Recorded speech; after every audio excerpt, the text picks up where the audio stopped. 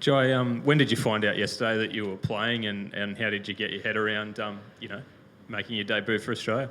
Yeah, so it was pretty much straight after training yesterday.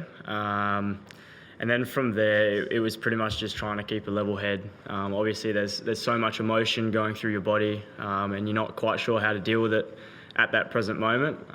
Excitement, a lot of anxious feelings. But luckily enough, I had enough time to get my parents and my girlfriend here. So, that was a big help in being able to settle myself down, knowing that I've got a bit of support coming to the game, which was really exciting for me. And obviously the cap presentation this morning was even better.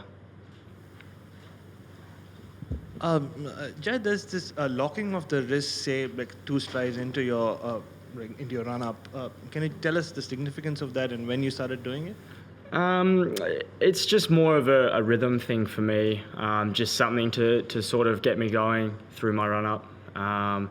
It's nothing really technical. It doesn't really help me do anything at the crease or help my wrist get in a better position at that stage. But yeah, it's purely just something that I've found to be comfortable and just something that I've stuck with and kept as a routine throughout the last little bit.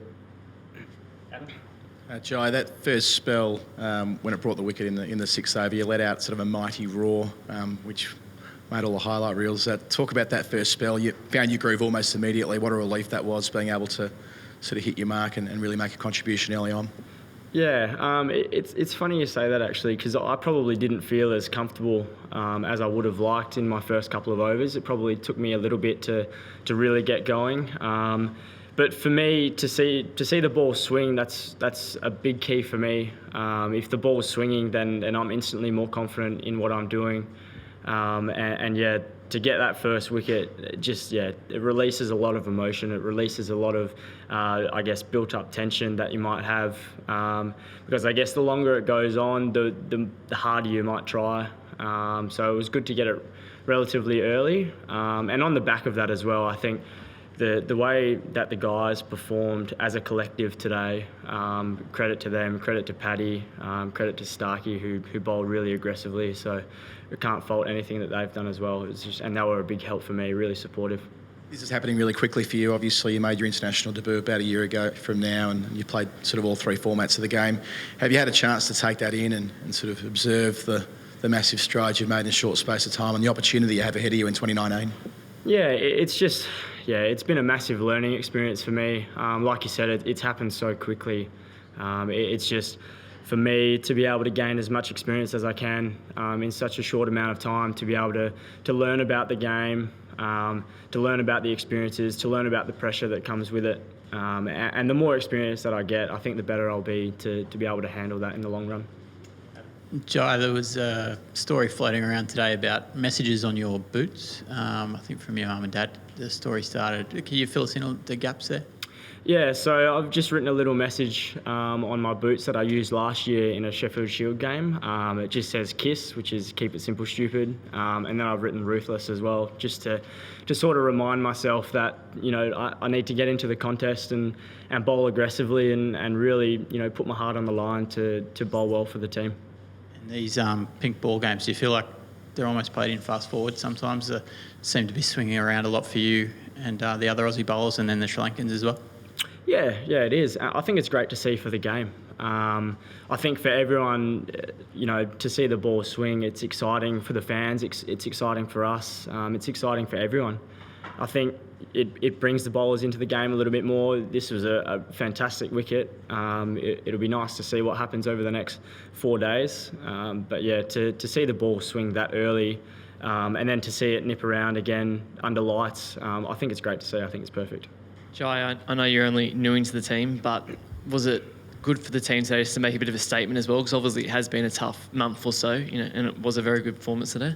Absolutely. The guys are extremely excited. Obviously, going forward, there's still 4 days of cricket that needs to be played. But yeah, everyone's up and about. We couldn't have asked for a better start today. Like I said before, credit to our guys, everyone really performed well, put the body on the line in the field and the bowlers backed each other up perfectly. And it was good to see a little bit of spin out there for Nathan Lyon as well. especially on the Gabba, a bit of bounce for him, which was it was great to see. And Colo sort of touched on it, but have you had a chance to think about the opportunity that this test can bring for you now? Obviously, if you take wickets here, you can try and force your spot into this side, and it's a hard bowling lineup to crack, obviously. Yeah, it is, but I think for me, especially something that I've learned really quickly over the last 6 to 12 months, from a mental side of things, we know how much of a mental game cricket is, to really be present, and it is a little bit of a cliche to say that you need to be present, but it's so relevant with cricket. As soon as you start thinking about what could come ahead or what's coming up for you, then I think all these different emotions sort of get the better of you, and you start trying harder, and you might not be bowling at your best. So I think for me, concentrating on day 2 is my next focus, and then obviously concentrating on day 3.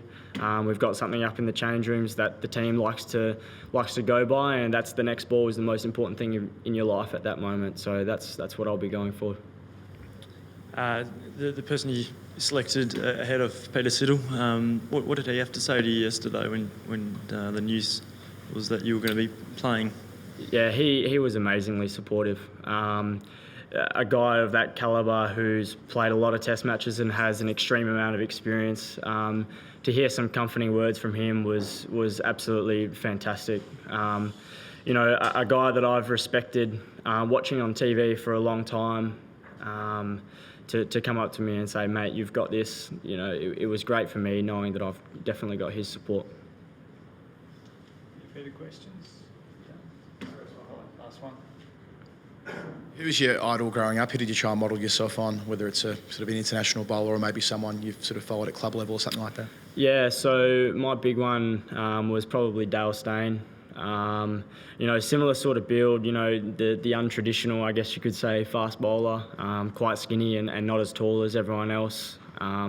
He proved that he could be a class bowler with that sort of build and bowl at some extreme pace. I guess just breaking the mould and breaking the stereotype of fast bowlers is what I've been trying to do.